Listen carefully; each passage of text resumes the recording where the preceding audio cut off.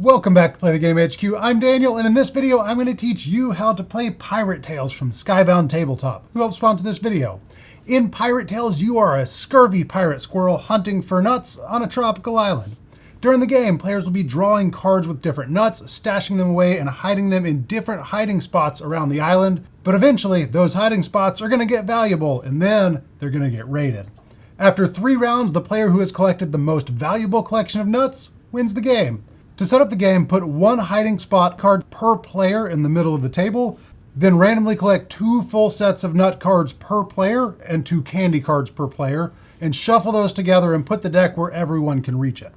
And then put any unused nuts and candy cards back in the box. Now I'm set up for a 3-player game here, so I have 3 hiding spots, 6 different kinds of nuts, and 6 candy cards in the deck. In a 2-player game, it's set up the same way you would for a 3-player game, and in a 5-player game, you'll only have 8 sets of nut cards instead of 2 sets per player. And now, you're ready to get started. The last player to eat a nut goes first, and on your turn, you're going to have 2 options. You can search for nuts, or you can raid a hiding spot. To search for nuts, you're going to draw 3 cards, one at a time, and play each one to a different location. You're going to keep 1 face down in front of you, place 1 face up in a hiding spot, and place 1 face down in a hiding spot.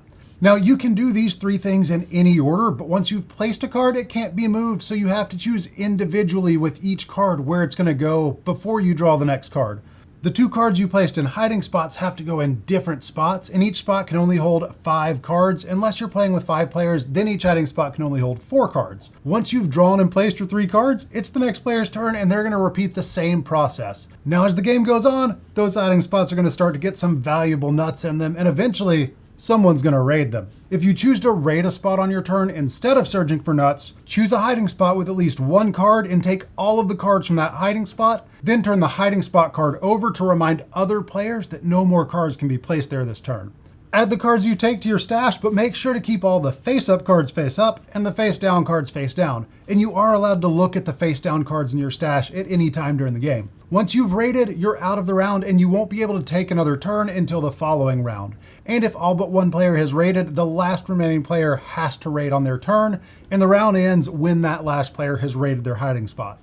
In a 2-player game, once both players have raided, you're going to discard the cards from the remaining spot without revealing the face-down cards. To reset for the next round, flip all of the hiding spot cards back over, and then the last player to raid goes first. At the end of 3 rounds, the hunt is over and it's time to score your stash. Each card shows a type of nut and the value in the corner, and you're going to separate each card by type and score each type of nut in your stash separately based on how many of that type you have. If you only have 1, you'll score 0 points for that type of nut. If you have 2, you'll score the lower value of the 2 cards. With 3 nuts, you'll score the middle value, and with 4 or more in a single type of nut, you'll score the highest value card of that type that you have.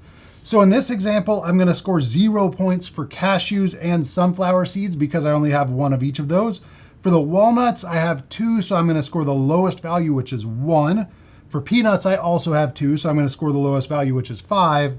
And then for almonds and pecans, I have 4 of each of those, so I get to score my highest value card, which is 5 for almonds and 12 for pecans, which brings the total value of all of the different kind of nuts in my stash to 23 points.